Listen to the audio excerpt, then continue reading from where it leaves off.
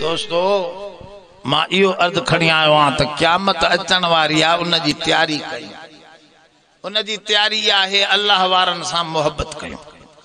B तैयारी आहे त नमाज न छॾियूं। जो हुजूर फरमायो जेको गुनाहगार नमाज पढ़ंदड़ हूंदो वुज़ू वारा उज़वा उन जा जहिड़ो बि गुनाहगार हूंदो पर वुज़ू जा उज़वा चमकंदसि।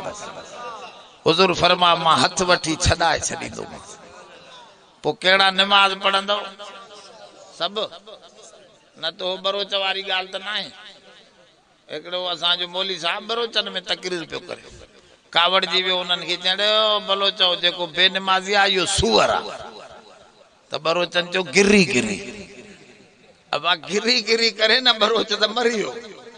बिल्ली बिल्ली कहीं त पोइ ख़ैर आहे समझे से बिल्ली बिल्ली भली थे बरोचन हा या बिल्ली बिल्ली न समझो या वॾी कम जी थे।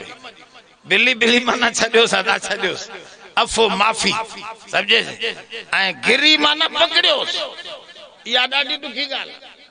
मौलवी समझी वियो त गिरी गिरी कनि था मुंहिंजे लाइ पुछां त सही अबा छो कावड़जी विया हो चइदा नमाज़ असां त कोन पढ़ंदा आहियूं असां सभु सूअर हूं। चइदा ईद नमाज़ त पढ़ंदा हो न हा उहो त नंढा वॾा पढ़ंदा ईद त न कुसंदी आहे ईद त पढ़ंदा आहियूं समूरे।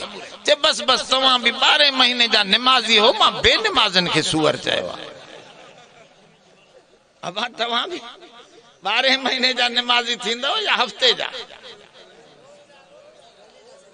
मानी रोज था रब जी खायो तो न जी नमाज भी रोज पढ़ो। दुआ कयो अल्लाह असांजे घरनि में नमाज पैदा फरमाए। रब्बना तक़ब्बल मिन्ना।